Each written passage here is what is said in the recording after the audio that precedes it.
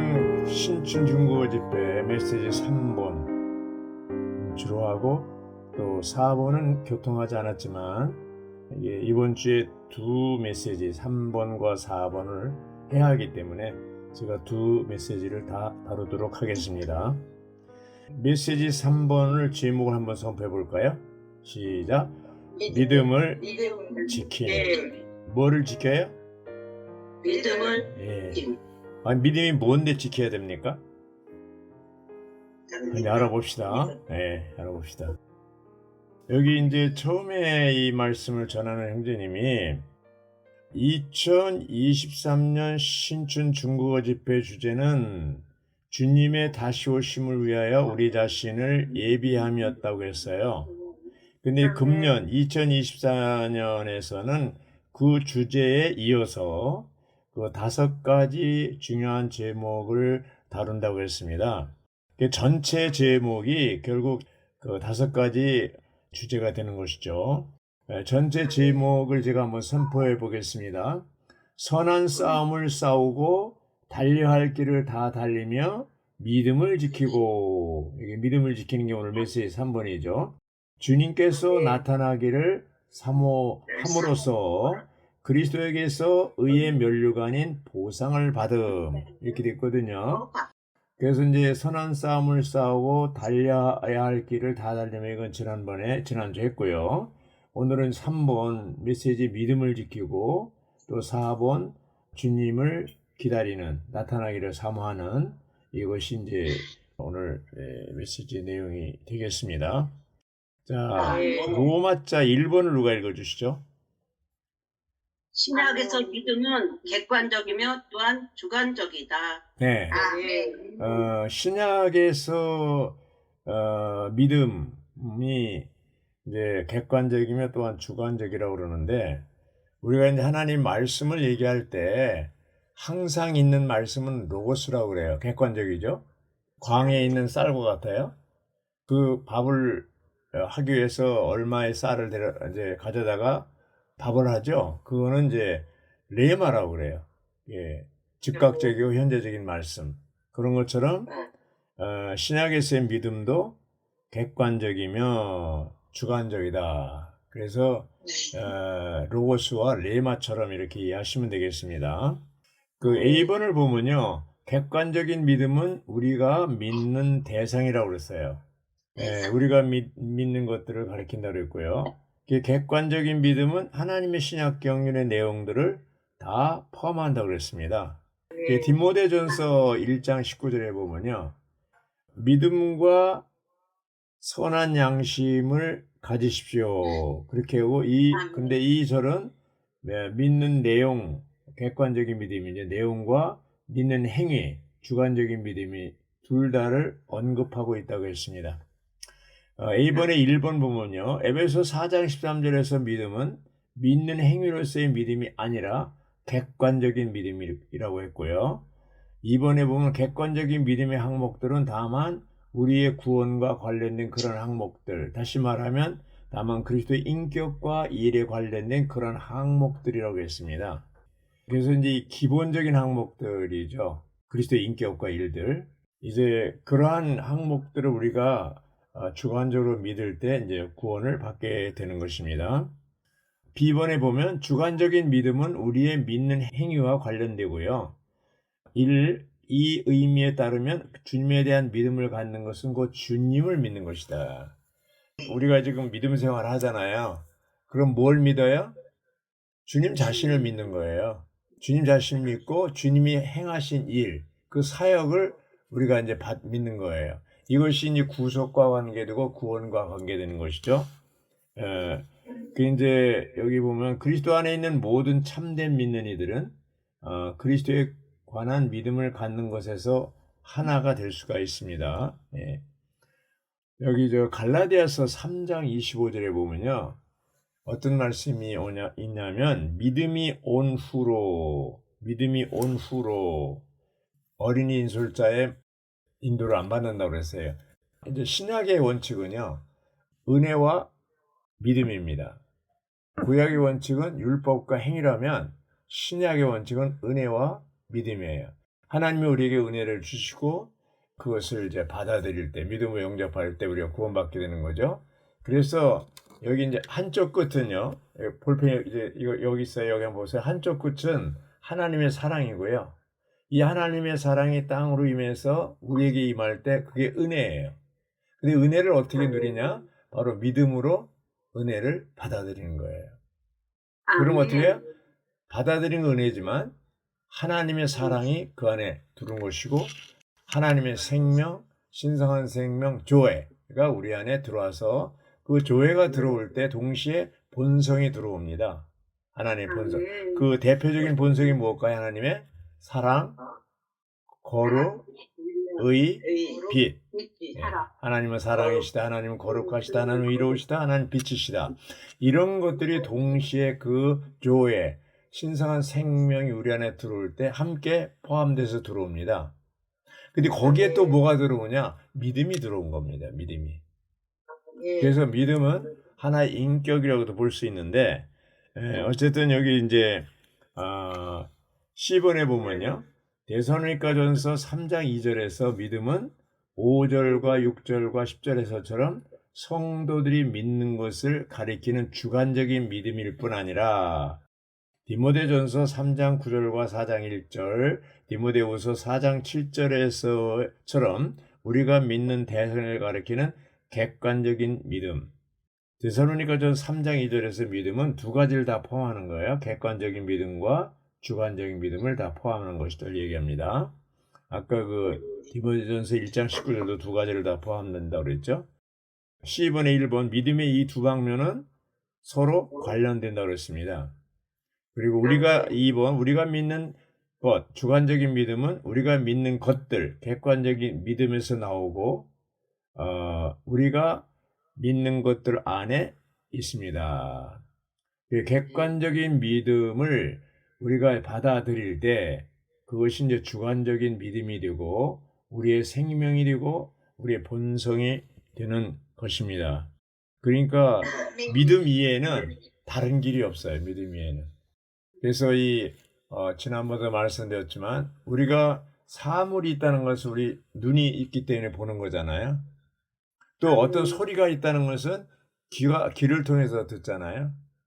또 어떤 음식의 맛을 알려면 혀를 통해서 알 수 있잖아요.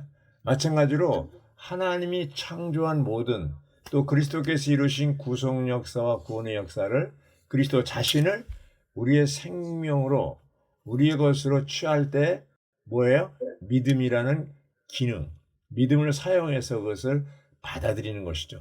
요한복음 1장 12절에 뭐라 그래서 영접하는 자, 곧 그 이름을 믿는 자, 그 이름이 바로 인격이잖아요. 그 이름을 믿는 자들에게는 하나님의 자녀가 되는 권위를 주셨다고 그랬습니다. 예, 믿는 것은 영접하는 것이고 컵에다 물을 담아놓고 하루 종일 믿습니다 해봐야 아무 상관없어요. 그냥 컵에 있는 물을 마시면 영접하면 그것이 믿는 거예요. 받아들이는 거예요. 예, 객관적인 사실만 있고 안 받아들인다면 주관적으로 안 받아들인다면 어떻게 돼요? 아무것도 아니죠. 우리가 관계없는 겁니다. 자, 로마자 2번을 누가 읽어주시죠? 믿음을 지켰습니다. 네. 자, 여기 로마자 2번은 뭐를 지켰다고 그랬어요? 믿음을 네, 믿음을 지켰다. 이게 이제 메시지 3번의 제목하고 똑같은 거예요. 믿음을 지켰는데 이게 근거가 뭐냐면 디모데후서 4장 7절 하반절에 나오는 것이에요. 여기 믿음은 뭐예요? 객관적인 믿음이라고 그랬어요. 그래서 합당한 그리스도인의 생활에는 세 방면이 있는데 하나는 선한 싸움을 싸우고 달려야 할 길을 다 달리고 또 믿음을 지키는 거라고 그랬어요. 이것이 합당한 그리스도인의 생활이라고 볼 수가 있겠습니다.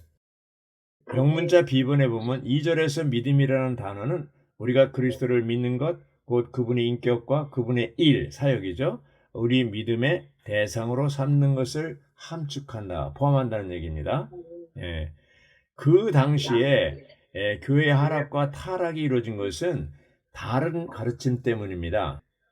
그리스도의 다른 가르침이 들어오면서부터 그리스도의 신성을 부인하고 주로 유대교죠. 또 그리스도의 인성을 부인하는 헬라 철학으로부터 온 영지주의나 이런 것들이죠. 그래서 그때 초대교회로부터 지금까지 이단들은 둘 중에 하나예요. 그리스도의 신성을 부인하든지 그리스도의 인성을 부인하든지. 사복음서에서 요한복음은 뭐예요? 마태, 마가, 누가는 공간복음이라고 그래요. 왜 공간이라는 말씀이냐면 관점이 같다는 거예요. 예수님을 사람으로 본 거죠. 그런데 요한복음은 뭐예요? 예수님이 하나님이라는 것을 증거하기 위해서 1세기 말 약 AD 90년경부터 95년 사이에 썼는데 요한복음을 그때 이 이단이 들어와서 금을 깁는 직업이었잖아요. 요한이 구멍이 부러졌기 때문에 그 구멍을 메꾸기 위해서 뭐예요? 예수님이 바로 하나님이라는 것을 증거하기 위해서 요한복음을 썼어요. 그래서 처음부터 세게 나온 거죠. 태초에 말씀이 계시고 이 말씀이 하나님과 함께 계시니 이 말씀이고 하나님인데 이 말씀께서 육신이 입고 나타나신 분이 예수님이다. 이렇게 나온 거예요. 그게 예수님이 하나님이다. 이렇게 얘기한 거예요. 아멘. 할렐루야. 근데 그렇게 했는 이제 그 당시에 이미 이단이 들어왔고 구멍이 뚫렸기 때문에 지금도 이 싸움이 계속되고 있습니다. 예. 10번에 보면 믿음을 지키는 것은 하나님의 신약 경륜 전체를 지키는 거라고 그랬어요. 그렇죠? 그래서 여기 이 믿음은 하나님의 체현이자 하나님의 비밀이신 그리스도와 그리스도의 몸이자 그리스도의 비밀인 교회에 관한 믿음이다. 자, 이 믿음의 핵심이 뭐예요? 하나님의 경륜인데 하나님의 경륜의 콘텐츠 내용은 뭐예요? 그리스도와 교회예요. 그리스도는 하나님의 비밀인 그리스도, 그리스도의 비밀인 교회. 바울은 다메섹 도상에서 예수님을 인격적으로 만난 뒤에 일생 동안 머리이신 그리스도와 몸인 교회에 대해서 항상 복음을 전했고 하나님 경륜을 전했고 또 열례서신을 쓸 때도 이 두 가지를 다 얘기하고 있어요. 그리스도에 대한 앞부분 되게 그리스도에 대한 거, 뒷부분은 교회에 대한 거, 몸에 대한 걸 얘기하고 있습니다. 할렐루야. 로마자 3번을 누가 읽어주시죠? 디모데전서 6장 12절 상반절은 믿음을 위하여 선한 싸움을 싸우십시오. 예. 라고 말합니다. 그래서 여기서 말하는 믿음은 객관적인 믿음인데 객관적으로 믿음을 위해 싸워야 한다는 거예요. 말하자면 그리스도의 인격, 또 그분이 하신 일, 그분의 신성과 인성을 이제 항상 사탄이 공격하거든요. 만약에 신성을 부인하면 어떻게 유대교로부터 온 이단들처럼 신성을 부인하면 어떻게 돼요? 하나님의 아들이 아닌 거예요. 예수님이 그냥 석가모니 공작 또 스코레스하고 4대 성인 중에 하나에 불과한 거예요. 하나님 신성을 부인하면 또 뭐예요? 예수님의 인성을 부인하면 뭐예요? 구속 역사가 다 무효가 돼버리는 거예요. 예수님이 육체로 온 것을 부인하면. 그래서 요한일서는 예수님이 육체로 온 것을 부인하는 영마다 적그리스도 영이라고 했어요. 네. 그러므로 중요한 것은 뭐예요? 그리스도의 인격, 그분이 바로 하나님이고 이분 신성을 가지신 하나님이고 신성의 인성을 입고 나타나신 사람이고 하나님, 사람 이 두 가지를 다 믿어야 참다운 믿음의 근거라고 볼 수 있겠습니다. 로마자 3번에 B번을 보면 믿음을 위하여 선한 싸움을 싸우는 것은 하나님의 신약 경륜에 따른 완전한 복음의 내용들을 위해 싸우는 것이다. 여기 완전한 복음이 뭐예요? 바로 법리적인 구속과 유기적인 구원을 다 이제 주님의 구속과 구원, 생명을 공급하신 구원을 다 믿는 것을 이제 얘기하고 있습니다. 이제 이 싸움은 지금도 계속되고 있습니다. 지금도 계속되고 있어요. 이 예수님의 신성이나 인성을 부인할 때 이제 이단들이 그거 하는데 오늘날 그 한국에 보면 신천지나 여호와의 증인이나 또 하나님의 교회, 통일교, 전도관 여기에서는 뭐예요? 예수님의 인성을 부인하든지 신성을 부인하든지 이렇게 해요. 통일교 문선명도 마찬가지죠. 특히 이제 문선명이나 이만희는 자기들이 재림 예수라고 그랬죠. 그러니까 자기 이만희는 뭐라고 거짓말 시키냐면 자기는 육신이 안 죽는다, 영생한다고 그랬어요. 근데 요즘에 좀 치매 증세가 있다고 그래서 큰일 났네고 그 사람들 어떡하냐? 우리가 걱정할 건 아니지만 하여튼 웃기는 사람들이 너무나 많아요. 한국에 자기가 재림이서라는 사람이 뭐 19명인가 그렇대요. 근데 다 웃기는 거예요. 이게 다 예수님의 신성이나 인성을 부인하는 사람들이에요. 그래서 이런 것들과 우리는 싸우라는 거죠. 선한 싸움을, 믿음의 선한 싸움을 싸운다는 것은 하나님의 채워내신 그리스도와 그리스도의 모인 교회를 위하여 싸우는 것이라고 했습니다. 아멘. 근데 누가 싸웁니까? 내가 싸웁니까? 영원한 생명이 싸웁니까? 네. 내 안에 들어오신 영원한 생명, 하나님, 신성한 생명, 교회가 싸우는 겁니다. 10번은요. 12번 보면 다른 가르침 때문에 교회는 이미 하락했고 믿음에서 벗어나게 되었다 그랬죠. 다른 가르침이. 그 당시 초대교회를 얘기합니다. 지금도 마찬가지예요. 천주교의 다른 가르침, 개신교의 다른 가르침이 들어와가지고 아주 완전히 그냥 4분 오열됐죠. D번에 보면 바울은 디모데에게 믿음에서 벗어나는 것에 맞서 싸우라고 명령했는데 이러한 싸움이 믿음을 위해 선한 싸움을 싸우는 것이라고 했습니다. 예. 선한 싸움은 바로 그리스도의 인격과 하신 일에 대해서 그리스도의 인성과 신성을 부인하는 것에 대해서 싸우는 거죠. 예, 싸우는 겁니다. 로마자 4번을 누가 읽어주시죠? 고대전서 6장 12절 하반절에서 바울은 계속해서 영원한 생명을 붙잡으십시오. 그대는 이 영원한 생명 안으로 부름 받았으며 라고 말합니다. 네, 영원한 생명이 뭐라고 그랬어요? 교회, 하나님 자신, 신성한 하나님 자신을 얘기하는 거예요. 하나님 자신에게로 부름 받았어요. 영원한 생명은 하나님의 경륜을 수행하기 위해서 또 교회 하락의 추세에 맞서기 위해서 또 교회 질서를 유지하기 위해서 디모데 전후서 디도서입니다. 반드시 필수적인 조건이라고 했습니다. 영원한 생명, 교회가요. 그러니까 타락이라는 게 뭐예요? 영원한 생명에서 벗어난 거예요. 창세기에서 아담과 하와가 타락했잖아요. 왜 타락한 거예요? 생명나무, 영원한 생명나무 열매를 먹으면 영생하는데 그걸 먹지 않고 뭘 먹었어요? 사막나무 열매를 먹었잖아요. 그래서 죽게 된 거예요. 그게 타락이에요. 오늘날도 똑같습니다. 영원한 생명을 떠날 때 타락입니다. 그래서 우리는 영원한 생명을 붙잡아야 하고 믿음의 선한 싸움을 싸울 수 있습니다. 로마자 5번을 누가 읽어주시죠? 합당한 그리스도인의 생활은 하나님의 경륜 안에 있는 신성한 풍성에 참여하기 위해 믿음을 지키는 것과 관련된다. 네, 믿음을 지켜야 됩니다. 하나님의 경륜은 믿음 안에 있는 문제, 즉 믿음의 영적인 요소 안에서 시작되고 발전되는 문제라고 그랬습니다. 우리는 신성한 생명과 본성을 얻었고 새 사람의 일부가 되었는데 이것이 믿음 안에 있는 하나님의 경륜이고 이것을 지켜야 됩니다. 6번을 누가 읽어주시죠? 우리는 순수한 양심으로 믿음의 비밀을 간직해야 한다. 네, 그러니까 박성희 자매님이 간직하는 것이 붙잡는 거라고 그랬어요. 믿음의 비밀을 붙잡으십시오 이렇게 얘기했어요. 근데 누가 주님이 우리를 붙잡은 거예요? 우리가 주님을 붙잡은 거예요? 주님이 엄마가 아이 손을 붙잡으면은 좀 안 놓치는데 아이가 엄마 손을 붙잡으면 놓칠 수가 있어요. 사실은 주님이 우리를 붙잡고 있는 거예요. 주님께서, 주님께서 우리를 붙잡고 있는 겁니다. 여기 이제 로마자 6번에 A번 믿음은 우리가 믿는 것들고 복음을 구성하는 것을 가리키고요. B번은 믿음의 비밀은 주로 하나님의 비밀이신 그리스도의 비밀인 교회를 말하고 있습니다. 위트니스 형제님은 순수한 양심을 가지고 어떻게 해요? 믿음의 비밀을 일생 동안 공급하신 분입니다. 우리가 그 본을 따라야 됩니다. 자, 로마자 7번을 누가 읽어주시죠? 유다는 그의 서신서에서 성도들에게 한 번만에 영원히 전달된 믿음을 위해 힘써 싸우도록 여러분에게 격려하는 편지를 써야 할 필요를 느끼게 되었습니다. 아멘. 라고 말한다.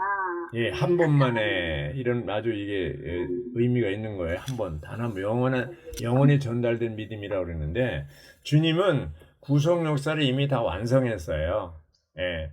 그런데 바울도 그렇고 유다도 그렇고 완성된 완전한 구원을 다 가지고 있는데 이것을 그냥 한꺼번에 전한 거예요. 이렇게 한 번만에 영원히 전달된 믿음이라고 그랬어요. 그 믿음이 바로 그리스도 자신이거든요. 근데 고린도전서 12장 13절에 보면요. 우리가 한 영 안에서 한 몸 안으로 침례를 받았고, 그렇죠? 한 번만에 끝냈습니다. 침례 받았습니다. 또한 모두 한 영을 마시게 되었습니다. 한 번만에 침례 받은 건 한 번으로 끝나지만 한 영 안에서 한 몸 안에서 한 영을 마시는 것은 일생 동안 계속되는 겁니다. 아멘. 한 번만에 영혼이 전달된 믿음. 그리고 이건 객관적인 거죠. 그러나 이것을 주관적으로 받아들였을 때 주관적인 믿음은 일생 동안 계속되는 겁니다.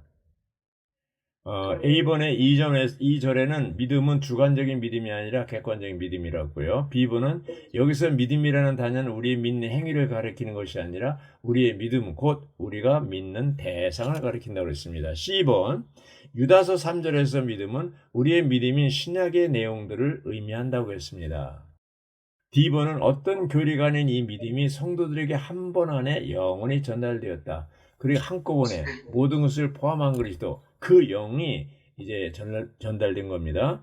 그래서 우리는 이 믿음을 위해서 어떻게 해요? 힘써 싸워야 됩니다. 힘써 싸워야 됩니다. 어떤 교리를 위해서는 싸울 필요가 없다고 그랬어요. 무슨 수건 쓰는 문제, 또 발 씻는 문제, 침례의 방식, 또 휴거에 대한 거, 뭐 심지어 지방 입장까지 이것을 위해서 목숨을 걸고 싸울 필요는 없다고 그랬어요. 이것은 중심 진리가 아니고 기본 진리가 아니고 구원과 관계가 없는 것들입니다. 근데 지금은 뭐야? 다 교파가 4분 오열된 것은 뭐예요? 다 이런 교리 문제 가지고 이제 싸우죠. 형제에도 수건 쓰는 문제 이런 것들을 위해서 많이 나눠졌잖아요. 예, 그래서 우리는 믿음을 위해서 구원과 관계되는 믿음을 위해서는 싸워야 하지만 교리를 위해서는 싸워서는 안 된다고 했습니다. 자, 로마자 8번을 누가 읽어주시죠? 우리는 모두 믿음에서의 하나에 이르러야 한다. 네. 이 문구에 언급된 믿음은 객관적인 믿음이라고 했습니다. B번, 믿음에서의 하나는 우리가 하나님의 아들을 온전히 아는 것에 달려있다고 했습니다. 네, 바로 에베소 4장 13절이 있어요. 13절이죠. 믿음에서의 하나는 전적으로 하나님의 아들을 온전히 아는 것에 달려있다고 했습니다. 객관적인 믿음은 단 한 번에 주어지지만 주관적인 믿음은 점진적으로 우리 안에서 자란다고 했습니다. 우리가 객관적인 믿음과 주관적인 믿음을 체험할 때 우리의 믿음이 자라고 그리스도의 충만한 신장이 분량에 이른다고 했습니다. 삼위 하나님의 분배로 우리는 그분의 생명과 본성을 갖고 결국 믿음이 자라고 하나님의 아들의 온전한 지식에 이르고 하나를 표현하고 하나가 될 수가 있습니다. 메시지 4번으로 넘어갑니다. 메시지 4번을 함께 선포해 보겠습니다. 아가의 내재적인 의미에 따라 주님에 대한 우리의 사랑을 유지함으로써 주님께서 나타나기를 사모하. 네.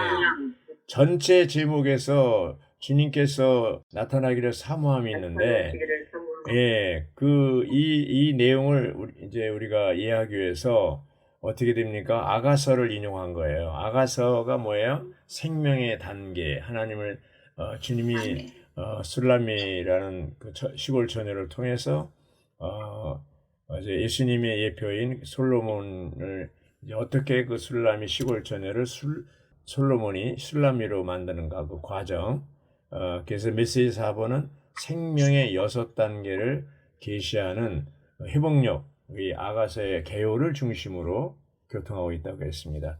1번은요, 그 아가서의 개요예요. 1번 내용이.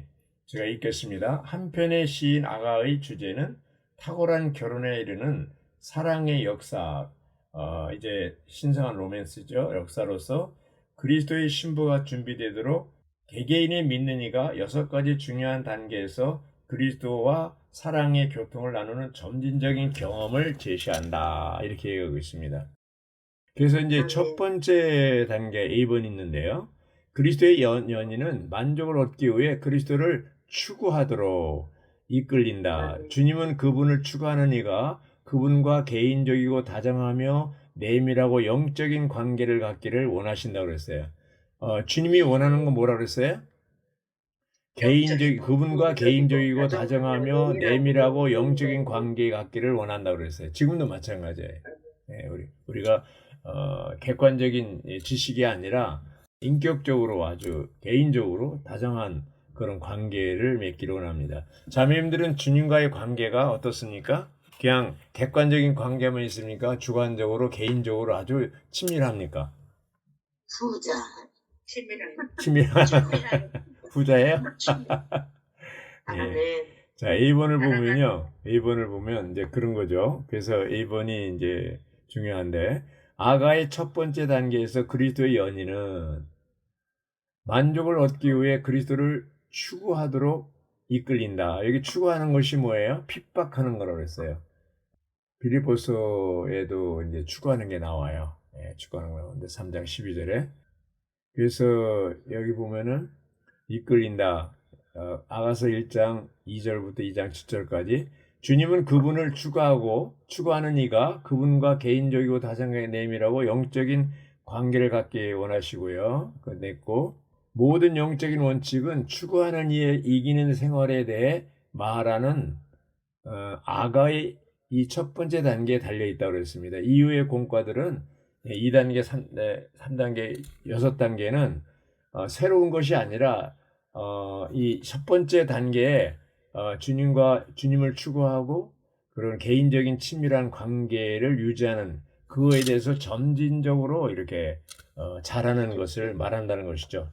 첫 번째 단계에서 기독교는 물질적인 몸을 입으신 예수님을 전파하지만 우리는 공기 같은 영이신 그리스도를 전파한다고 그랬습니다. 오늘의 양식 1일자에 나와요. 4주 1일자에 이게 아주 중요한 말 같아요. 예. 기독교는 뭐예요? 물질적인 몸을 입으신 예수님을 전파하지만 우리는 뭐예요? 공기 같은 영이신 그리스도를 전파한다. 그 영을 전파하는 것이죠. 그래서 삼일 하나님을 전파하는 거죠. 아버지 하나님, 아들 하나님, 그 영 하나님. 아버지 하나님은 계획하시고 아들 하나님은 성취하시고 그 영 하나님은 뭐예요? 적용하는 거예요. 우리를 통해서. 자, 우리가 받아들인 삼일 하나님 어떤 하나님이 바로 생명 주는 영. 그죠? 모든 것을 포함한 그 영과 한 영이 됐어요. 우리 영과 하나 됐어요. 한 영이 됐어요. 연합된 영이 된 겁니다. 그래서 실제로 우리가 영을 통하지 않으면 예수님도 아버지 하나님도 접할 수가 없어요.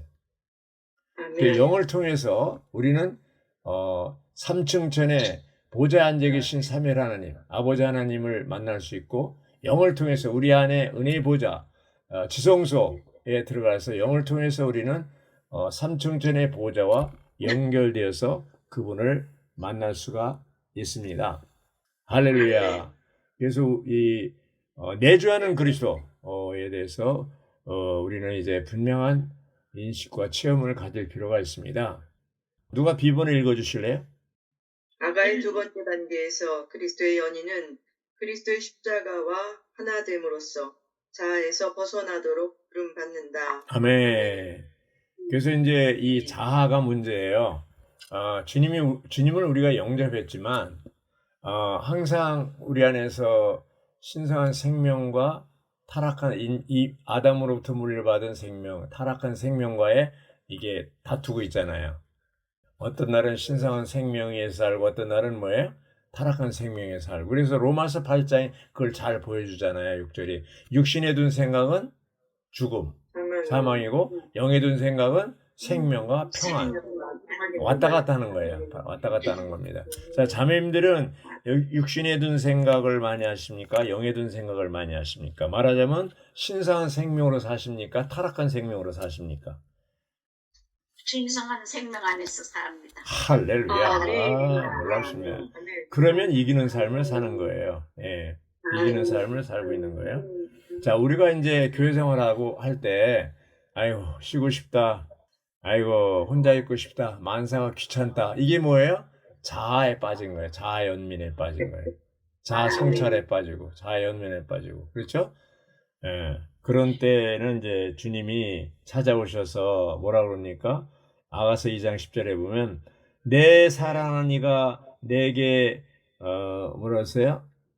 내게 응하여 말하네요. 일어나 주오. 내 사랑. 내 어여쁜이여 어서와 주오. 11절 이제 겨울이 지나고 비도 그쳐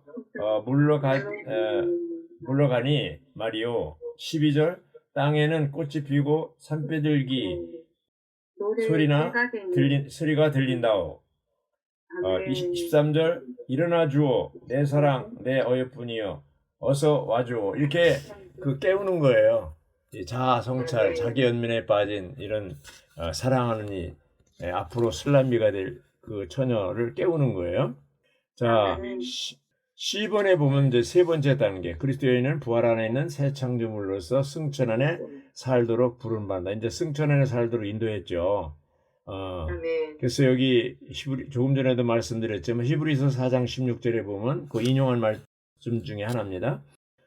10번에 1번에 우리가 긍휼을 받고 은혜를 입어서 때맞추어 도움을 얻기 위하여 은혜의 보좌 앞에 담대히 나아갑니다. 우리는 매일매일 은혜의 보좌 앞에 담대히 나아갈 필요가 있습니다. 담대히 나아갈 필요가 있습니다. D번에 아가의 네 번째 단계가 나오는데 D번을 누가 읽어주실래요? 영문자 D. 아가의 네 번째 단계에서 그리스도의 연인은 부활 후 십자가를 통하여 휘장 안에 살도록 더 분명하게 부름받는다. 아멘. 자, 여기 이제 십자가 세 번째 단계에서도 그러고 십자가를 통해서 이제 자아가 끝나고 또 휘장 안에 들어가 살도록 이렇게 했는데 여기 이제 첫 번째 단계에 8가지 상징들이 나와요. 암말, 옛날에는 바로의 준마라고 그랬죠. 그 다음에 비둘기의 눈, 백합화, 비둘기, 연기기둥, 침상, 가마, 면류관. 그래서 이제 이 첫 번째 단계의 완결은 주님의 움직임을 위한 가마와 자동차라고 했더라고요. 여기 오늘의 양식에는 주님의 영광을 나타내는 면류관인데요. 이 8가지의 그 항목들은 뭐예요? 개인적인 영성과 거룩함과 생명의 성숙에 관계된다고 그랬어요. 개인적인 거예요. 8가지 항목이 다. 근데 두 번째 단계에 뭐냐면 단체적인 동산이 되고 4장, 또 성이 된다 6장입니다. 그래서 이제 네 번째 단계에 들어가면 시장 안에 들어가는 건데 이제 그리스도의 연인은 변화되어 성숙해서 다음 4가지가 되는데 첫째는 뭐예요? 그리스도를 만족시키는 동산이 되고 두 번째는 하나님의 거처, 보호시설을 갖춘 하나님의 거처가 되고 또 세 번째는 우주적으로 빛나는 천체가 되고 6장 10절입니다. 6장 4절은 거처고요. 그 다음에 네 번째는 단체적인 술람미가 된다. 6장 10절, 13절 단체적인 술람미가 된다. 술람미는 부활과 승천 안의 삶으로서 변화되고 성숙한 결과라고 그랬어요. 결국 6장 13절 이렇게 6단계가 있지만 처음에 첫째 단계에서 추구하고 이제 술람미 시골 처녀가 왕이신 솔로몬 그리스도를 추구하고 이렇게 했을 때 결국은 나중에 6장 13절에 뭐가 돼요? 술람미가 되는 단계까지 오는 거예요. 자, 우리들도 마찬가지예요. 술람미는 뭐야? 솔로몬의 여성 명사잖아요. 우리는 그리스도의 생명으로 거듭났고 계속 주관적으로 이러한 믿음 안에서 믿음을 체험하고 레마의 말씀을 공급받고 생명이 자라야 안 자라요? 자랍니다. 자라면 결국 뭐가 돼요? 술람미가 되기까지예요. 신약에 와서 술람미가 된다는 것은 갈라디아 4장 19절에 그리스도의 형상이 이루어지는 거예요. 네. 바울이 디모데후서 4장 7절에 선한 싸움을 다 싸우고 달려갈 길을 다 달려고 믿음을 지키고 그 4장 8절에 보면 뭐예요? 내 앞에 의의 면류관이 자기를 기다리고 있다고 그랬어요. 그 의의 면류관이 다 생명이 성숙해서 이제는 순교를 앞두고 생명이 성숙해서 이제 그래도 형상이 다 이루어진 상태를 말하고 있습니다. 술람미가 된 거죠. 술람미가 된 겁니다. 그래서 우리가 이 네 번째 단계, 이제 다섯 번째 단계로 넘어갑니다. 영문자 2번. 아가의 다섯 번째 단계에서 그리스도의 연인은 주님의 일에 동참한다. 술람미가 된 뒤에는 뭐예요? 주님과 동역할 줄 아는 거죠. 동역할 줄 아는 겁니다. 그래서 여기 아가 7장 11절은 그리스도의 여인이 사랑하는 분과 함께 이곳저곳에 머물며 마을들에서 묵음 온 세상들을 위한 일을 수행하기 원한다는 것을 보여준다. 이것은 그녀가 주님의 일을 수행하는 데 있어서 종파적인 사람이 아니라는 것을 가리킨다. 그녀는 일을 공개해 다른 이들이 그곳에 와서 머물 수 있게 하고 또 그녀도 다른 곳에 가서 머물 수 있다. 이것이 한 몸 안에서 한 일을 지키는 것이다. 이제 술람이가 된 뒤에는 뭐예요? 이제 함께 동역할 줄 아는 거예요. 아멘. 자, 우리 어린아이들은 다른 사람과 동역할 수 없습니다. 생명이 성숙해야 술람이가 돼야 그래도 형상이 이루어져야 봉사할 수 있고 주님과 동역할 수 있는 동역자가 되는 거예요. 네, 교회 안에 교회가 건강하고 열매가 많고 이렇게 하려면 그러한 술람이가 많을 때 가능하게 되는 것이죠. 영문자 2번에 ABC 이 아가의 5번째 단계에서 그리스도 연인은 뭐예요? 동참한다고 그랬죠. 그 다음에 3번 영문자 2번에 3번 술람이는 솔로몬의 베필로스 일하며 그렇죠? 모든 포도원 곧 온 땅에 있는 교회들과 믿는 이들을 돌본다고 그랬습니다. 우리도 그러한 술람이가 되길 원합니다. F번 아가의 6번째 단계에서 그리스도의 연인은 휴거되기를 소망한다고 그랬습니다. 자, 이렇게 동역하고 그리고 그녀는 사랑하는 이에게 몸을 기댄 채 광야, 땅에 속한 영역에서 올라오고 있다. 하늘로 올라오고 있어. 하늘에 속한 영역으로 올라오고 있습니다. 사랑하는 이에게 몸을 기댄 채라는 말은 야곱과 같이 그리스도의 연인도 주님께 엉덩이 뼈를 맞고 타고난 힘을 철이 받았다는 것을 함축한다고 그랬어요. 우리가 이제 자아가 파쇄되지 않으면 누가 강한 사람입니까? 바울이 뭐라고 그랬어요? 내가 약할 그때 주님의 강함이 나타난다고 그랬어요. 고린도후서에서 바울은 파쇄된 사람으로서 자기가 아무것도 할 수 없다고 그랬어요. 우리가 내가 할 수 있다고 한다는 것은 자랑하고 이렇게 하는 것은 뭐예요? 할 수 없다고 얘기하는 게 그게 강한 사람이에요. 그래서 이제 3가지 원칙이 있다고 그랬잖아요. 주님이 어떤 말씀하실 때 첫째는 아멘, 아멘하고 받아들이고 두 번째는 뭐예요? 나는 할 수 없습니다. 세 번째는 주님은 하실 수 있습니다. 네, 이것이 이제 이기는 비결이라고 그랬잖아요. 이기는 비결이라고 그랬습니다. 계시록 12장 11절인가 보면은 사탄과의 밤낮으로 참수하는 형제를 참수하는 사탄과의 싸움이 나오는데 거기에 이제 이기는 비결이 나왔어요. 뭐라고 그랬어요? 첫째는 어린 양의 피, 두 번째는 뭐예요? 우리가 증거하는 말. 그리고 그 증거하는 말이 뭐예요? 뭐라고 선포해야 돼요? 사탄 너는 끝났다. 그리스도는 승리하신다. 승리하셨다. 내가 갈 곳은 불못이다. 이걸 선포하라는 거예요. 네. 그래서 이제 그 고린도전서 11장 26절에 보면 주님이 오실 때까지 그분의 죽음을 선포하라고 그랬어요. 주님의 죽으심, 그분의 어린 양의 피, 그분의 승리를 선포하는 것이 사탄을 이길 수 있는 비결입니다. 아멘. 네. 자, 로마자 2번을 누가 읽어주시죠?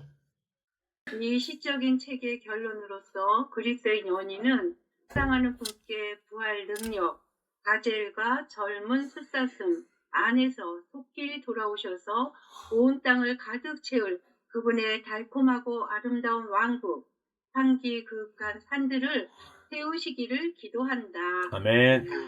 아가서 8장 14절이 마지막 절이거든요. 마지막 절인데 이게 이제 술람미의 기도예요. 술람미가 함께 동역하고 또 이제 6째 단계에서 휴거되기를 소망하는데 바로 이 기도가 바로 주님이 다시 오심과 휴거되기를 소망하고 있는 겁니다. 그걸 기도한 거예요. 네, 그걸 기도한 겁니다. 여기 이제 요한도 계시록 22장 2절에 보면 기도를 하고 있습니다. 요한의 기도는 뭐냐 하면 이것들을 증언하신 분께서 말씀하십니다. 그렇다. 내가 속히 가겠다.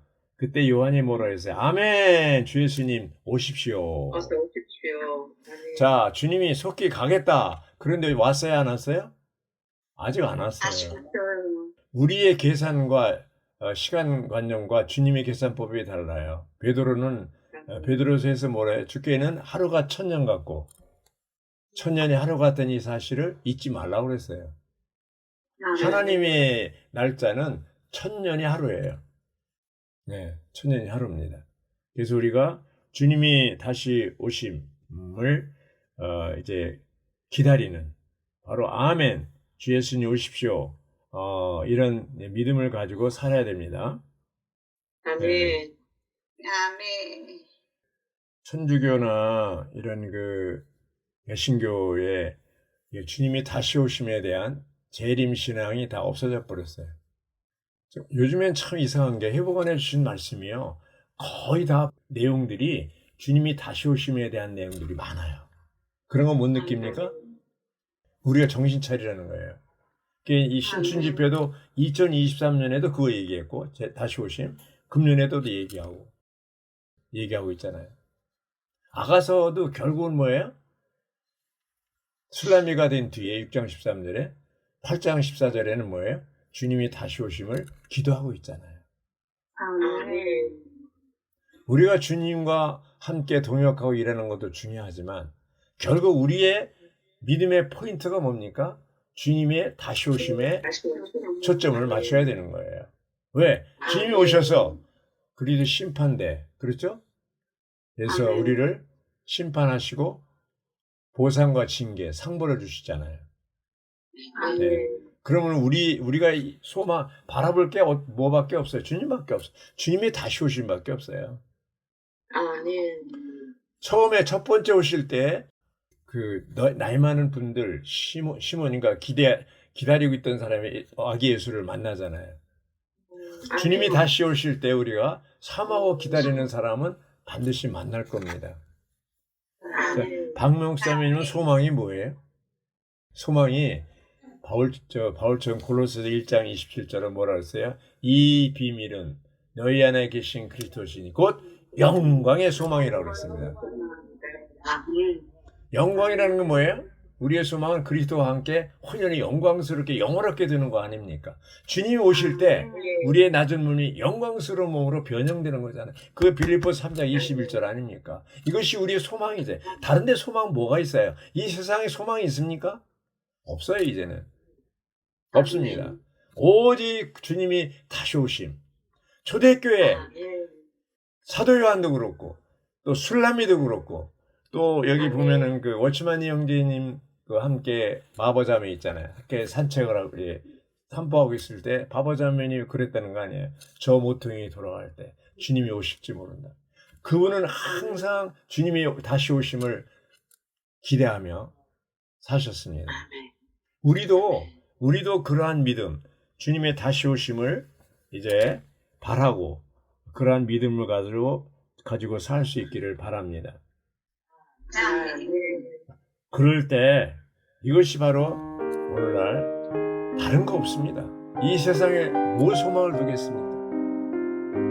네, 오직 그리스도를 우리의 구원자로, 남편으로, 신부로서 기다리며 사는 이러한 믿음을 우리에게 허락하시기 바랍니다. 아멘.